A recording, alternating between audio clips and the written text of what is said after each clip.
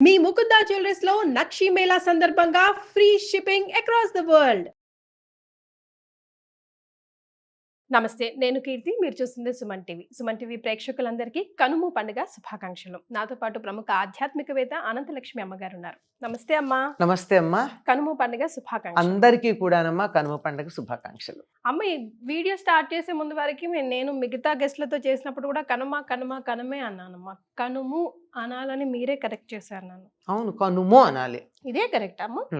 Right. So కావాలంటే నిఘంటు చూసుకోండి. మీరే మాకు డిక్షనరీ. నేను డిక్షనరీ చూసి మరీ చెప్పా. రైట్. సో ఈ రోజు విశిష్టత, ప్రాముఖ్యత, ఈ రోజు నాన్ వెజ్ తినే వాళ్ళకి కక్క ముక్క తినే రోజు అని మాత్రమే తెలుసమ్మా, కాకుండా ఈ రోజుకున్న విశిష్టత మీ ద్వారా తెలుసుకుంటా. మనం ఎంతసేపు ప్రతిదానికి కూడా మన ఆహారంతో ముడిపెట్టుకుంటాం గనక అంతవరకు చెప్తారు. తప్పు లేదు. మాంసాహారం తినేవాళ్ళు ఈనాడు తప్పనిసరిగా మాంసాహారం తింటారు. మాంసాహారం తినని వాళ్ళు ఏం చేస్తారో తెలుసా? మాషం బదులు మషం తినడం. అంటే మాషం అంటే మినుగు, మినుములు. మషం అంటే మాంసం. అంచేత ఇది తినని వాళ్ళు అదన్నా తినాలి. అందుకని ఒక మాట ఉంది, కనుము నాడు మినుము తినాలి అని ఒక పదం. కనుమ నాడు కాదు, కనుము నాడు మినుము తినాలి అనేది ఒక సామెత. అలాగే కనుము నాడు కాకైనా మునుగుతుంది అని ఇంకో సామెత. అంటే అమ్మా చెప్తా. కనుము నాడు కాకైనా కదలదు అని ఇంకొక సామెత. ఎన్ని సామెతలు ఉన్నాయి? మిగిలిన ఏ పండగకి లేనన్ని సామెతలు ఒక్క కనుము నాడు ఉన్నాయి.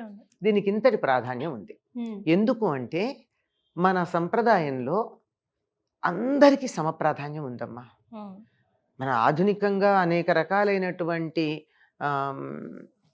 పేర్లు అనకూడదు కారణాలుగా సమాజాన్ని రకరకాలుగా విడదీసి వాళ్ళు గొప్పవాళ్ళు, వీళ్ళు చెడ్డవాళ్ళు, వీళ్ళు తక్కువ వాళ్ళు, ఈ తక్కువ వాళ్ళని ఎక్కువ వాళ్ళు అణగదొక్కారు, వాళ్ళకి ప్రాధాన్యం ఉంది, వీళ్ళకి ప్రాధాన్యం లేదు, లాంటి సమాజాన్ని ధ్వంసం చేసే సిద్ధాంతాలు వచ్చాయి. ఇవన్నీ రాకముందు అందరికీ సమప్రాధాన్యం ఉండేది. అలాంటి ప్రాధాన్యం ఏమిటి అంటే, కనుము ప్రత్యేకంగా పొలాలలో పనిచేసే వ్యవసాయదారులకి, వ్యవసాయ కూలీలకి, వ్యవసాయంలో సహాయం చేసినటువంటి పశువులకి, వ్యవసాయంలో సహాయం చేసినటువంటి వస్తువులకి కూడా పండగ. అంటే మనకి రైతు ఎంత ప్రధానమో వ్యవసాయ కూలీ అంత ప్రధానం, వ్యవసాయంలో సహాయం చేసిన పశువులు అంత ప్రధానం. అంత ప్రాధాన్యం అక్కడ సహాయం చేసినటువంటి నాగలి, బండి మొదలైనటువంటి వాటికి ప్రాధాన్యం. అందుకని ఈ రోజున పశువుల పాకను శుభ్రం చేస్తారు. పాలేర్లని పూర్వకాలం పూర్తిగా ఇళ్లల్లో ఉండేవాళ్ళు. ఈ రోజుల్లో లాగా 10 to 5 జాబ్స్ కాదు అవి. పూర్తిగా ఇక్కడే ఉండేవాళ్ళు. రాత్రి ఇంటికి వెళ్ళి పడుకునేవారు, లేకపోతే ఇక్కడే తినేవాళ్ళు, ఇక్కడే సమస్తం ఉండేది. అందుకని పాలేరు కానాడు ఇక్కడే తలంటి పోసుకోమని వేడి నీళ్ళు ఇచ్చి, కుంకుడుకాయలు ఇచ్చి వాడిని తలంటి పోసుకోమని, వీళ్ళందరూ తలంట్లు అయిన తర్వాత సహాయం చేస్తాడుగా, అయ్యాక వాడికి కొత్త బట్టలు ఇచ్చి, మాంసాహారం తినేవాళ్ళేమో ఇక్కడే భోజనం తినమంటారు, మాంసాహారం తినని వాళ్ళు మీ ఇంటికి వెళ్ళి తిన్నాయన అంటారు. ఎందుకంటే వీళ్ళ ఇళ్లలో వండుకోరు కదా. ఈ రోజు ప్రత్యేకంగా మాంసాహారం తినడం అలవాటు ఉంటుంది కనుక, మా ఇంట్లో తినం గనక నువ్వు మీ ఇంటికి వెళ్ళి తినమని చెప్తారు. ఆ రోజు వాడికి సెలవు. పూర్తిగా పశువులకంతా పండగ, పశు పాలకులకు కూడా పండగ. అంటే మన పాలేరులు ఉన్న రోజుల్లో మాట చెప్తున్నాను. ఇప్పుడు పాలేరులు అలాంటి పదాలే లేవు అసలు, మనకి లేవు గనక ఇప్పుడు ఎక్కడ ఉందండి అని చెప్పి గట్టిగా అంటే సమాధానం కూడా లేవు గనక. అందుకని ఈ రోజు ప్రత్యేకంగా పశువులకు పండగ. అందుకే పశువుల శాలను శుభ్రం చేయడం, పశువుల్ని కడగడం, వాటి కొమ్ములకు రంగులేయడం, ఆవులు మొదలైనవి అయితే వాటికి పసుపు అవి రాయడం. ఇంకా రంగులేసి ఏం చేస్తుండే వాళ్ళు అంటే, ఆ పసుపు రంగేసిన చెయ్యి ఓ పక్క రంగు, ఎర్ర రంగు వేసిన చెయ్యి అటుపక్క, ఆ గేదెలకి వాటికి ఇటుపక్క చేతులు ఉండేవన్నమాట.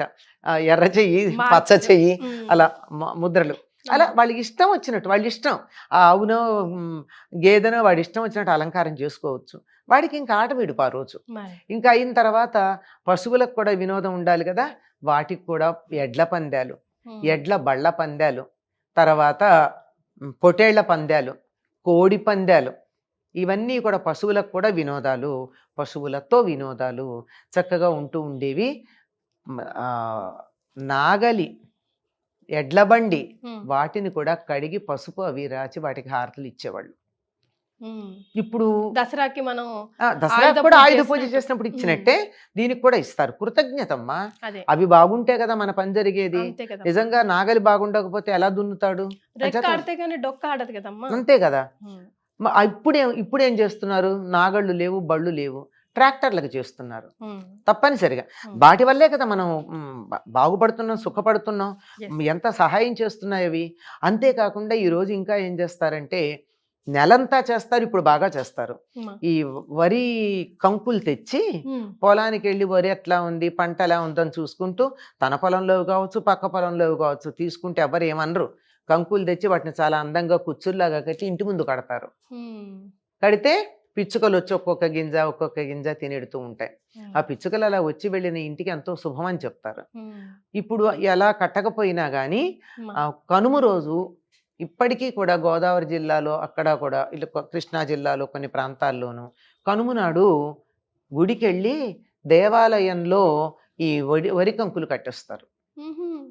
అంటే పక్షుల్ని కూడా ప్రకృతి ఉంటేనే కదా, Yes. పిచ్చుకలు ఉంటేనే మన పంటలు బాగా పండుతాయి. ఒకప్పుడు చైనా దేశంలో ఒక పిచ్చుక ఎన్ని బస్తాల ధాన్యమో తింటుందని పిచ్చుకలు లేకుండా వేటాడి పిచ్చుకను చంపిన వాళ్ళకి ఇంత డబ్బు అని చెప్పి చాలా జాగ్రత్తగా పిచ్చుకలు లేకుండా చేశారు. ఉమ్. అందుకే 1936 ప్రాంతం ఎప్పుడో, తేదీ గుర్తులేదు కానీ ఒక 5-6 ఏళ్ళు పోయేటప్పుడు పంటలు నాశనమైనాయి. ఏమిటంటే పంటల పురుగులు, ఉమ్.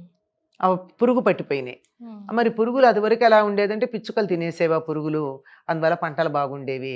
అప్పుడు మళ్ళీ బోల్డు డబ్బిచ్చి కొనుక్కున్నారు పిచ్చుకల్ని. ఆ.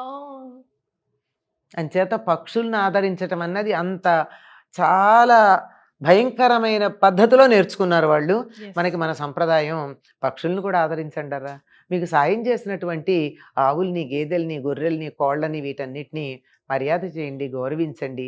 వాటి పట్ల కూడా మర్యాద కలిగి ఉండాలని ఎంత బాగా చెప్పారు మనకి. అమ్మా. వాటిని దైవ స్వరూపాలుగా చెప్పడం ఉన్నది. ఉమ్. ఇంత బాగా పశువుల పండగ, దీని అసలు కనుము అంటే పశువుల పండగ అంటారు. ఉమ్. దాని పేరే పశువుల పండగ. ఉమ్. ఈనాడు పశువులన్నిటికీ కూడా చాలా చక్కగా ఈ సందర్భంలోనే జంతువులన్నిటికీ పోటీలు ఇవాళ్లే పెడతారు, కోడి పందాలు కానీ ఇవన్నీ కూడా. అమ్మా. అయితే మనం ఇప్పుడు కొంచెం బాధపడాల్సిన విషయం ఏమిటంటే ఈ కోడి పందాలు కొంచెం తీవ్ర స్థాయిలో ఉంటున్నాయి. ఉమ్. కోళ్ళు చచ్చేదాకా ఉంటున్నాయి. ఉమ్. కోళ్లే కాదు, మనుషుల తలలు తెగేదాకా కూడా వస్తున్నాయి కొన్ని చోట్ల. అది వికృతమైనటువంటి దేన్నైనా పాడు చేయడం మనిషికి చేతవు గనక దీన్ని కూడా పాడు చేశాడు.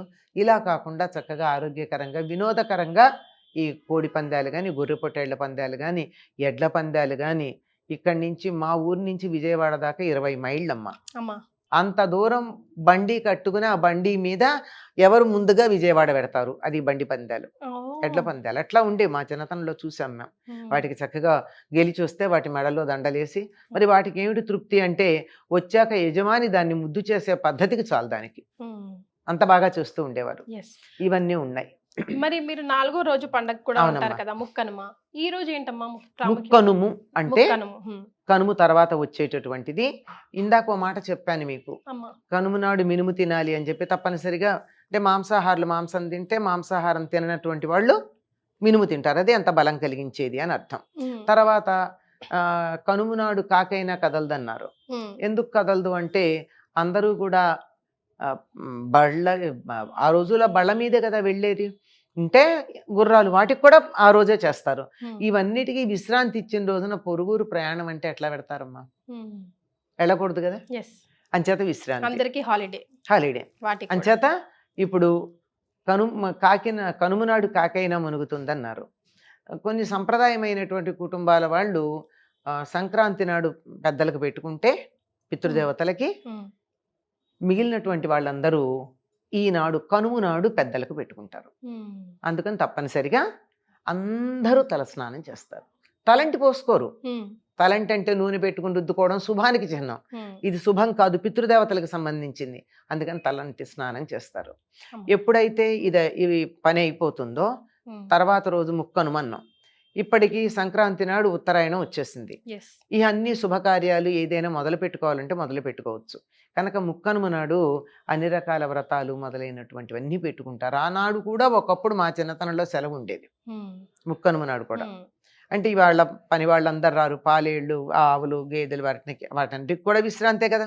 ముక్కనుమ నాడు అన్నీ మొదలు పెట్టుకుంటాం గనక ఆనాడు నుంచి ఈ సావిత్రి గౌరీదేవి నోము అన్నది 16 రోజులు చేసుకుంటారమ్మా. చాలా మంది 16 సంవత్సరాలు చేయాలి. ఇప్పుడు ఎక్కడా మనకి కనపట్టలేదు ఆ వ్రతం గురించి. 16 సంవత్సరాలు చేయాలమ్మా. 16 సంవత్సరాలు చేయాలి. Every year once. ఈ ముక్కనుమ నాడు మొదలుపెట్టి 16 రోజులు చేస్తారు. ఇందులో ఒక ఐకమత్యం ఉంది. అమ్మా. ఊళ్ళో ఎంతమంది చేస్తే అంతమంది ఒకింట్లోనే చేయాలి, అందరిళ్లలో చేసుకోకూడదు. ఓ. ఎవరింట్లో చేయాలంటే ఎవరు ఎక్కువ సంవత్సరాలు చేస్తుంటే వాళ్ళ ఇంట్లో. అదొక ఇప్పుడు ఒక 10 ఏళ్ళు చేసింది అనుకో ఒక ఆవిడ, మిగిలిన వాళ్ళందరూ ఆవిడింట్లో చేయాలి. 15 ఏళ్ళు చేసిన ఆవిడ ఉంటే వాళ్ళ ఇంట్లో చేయాలి. లేదా ఆవిడ ఎవరి దగ్గర చెప్తే అక్కడ. ముందు రోజు వెళ్ళి కుమ్మరి దగ్గరికి వెళ్ళి, ఇక్కడ మళ్ళీ కులం అని వేరే అర్థాలు తీసుకోకండమ్మా, పూర్వకాలం మాట చెప్తున్నాను. అప్పుడు తప్పనిసరిగా గ్రామంలో ఒక కుమ్మరి ఉండేవాడు, ఊళ్ళో వాళ్ళక కుండల అవసరాలు తీర్చడానికి. అది వృత్తి అంతే, వేరే కులం అని అనుకోవద్దు. అక్కడికి వెళ్ళి అతడికి చక్కగా బట్టలు అవి ఇచ్చి, దక్షిణ ఇచ్చి, తాంబూలం ఇచ్చి, అక్కడి నుంచి అమ్మవారి బొమ్మ తెచ్చుకుంటారు. అంటే ఎంత గౌరవించారు చూడండి. తీసుకొచ్చి ఆ ఇంట్లో పెట్టి 16 రోజులు ఆ ఊళ్ళో వాళ్ళందరూ కలిసి చేస్తారు. ఇది పద్ధతి అమ్మ. ప్రతి చోట కూడా అన్ని వృత్తుల వారికి సమానమైన గౌరవం ఇచ్చేటటువంటి పద్ధతి మన ప్రాచీన సంప్రదాయంలో ఉండేది, తర్వాత కాలంలో పోయింది. అందువల్ల మనం సమాజంలో రకరకాలైనటువంటి సమస్యలు వచ్చాయి. కానీ మరి వెళ్ళి అక్కడికి వెళ్ళి బొమ్మ తెచ్చుకోవడానికి వెళ్ళి కుమ్మరిసారికి దండం పెట్టి ఆ కుమ్మరికి బట్టలు పెట్టి తాంబూలం ఇచ్చి తెచ్చుకున్నారంటే గౌరవించారా కాదా? డబ్బు తర్వాత మాట, గౌరవం ప్రధానం. ఆ గౌరవం ఇచ్చి తెచ్చుకోవడం ఉంది. ఇలాంటివన్నీ మనకి మన పండగల్లో, వ్రతాల్లో అన్నిట్లో కూడా ఈ సర్వ మానవ సౌభ్రాతృత్వం అనే దానికన్నా మించి సర్వ జీవ సమానత్వం అనేది కనపడుతుంది. ముఖ్యంగా ఈ 3 రోజు పండుగల్లో మనం నేర్చుకోవాల్సింది అదే కదమ్మా. అంతేనా. చాలా సంతోషమమ్మా. మరొకసారి కనుమ పండుగ శుభాకాంక్షలు అందరికీ కూడానమ్మా. అందరికీ అంటే మనుషులకే కాదు, జంతువులకి, ప్రకృతికి అన్నిటికీ కూడా క్షేమం ఉండాలి. అవి బాగుంటేనే మనం బాగుంటాం గనక సర్వే జనా కాదు, సర్వే జీవా సుఖినో భవంతు అని అనుకుందాం. చాలా సంతోషమమ్మా. ధన్యవాదాలు.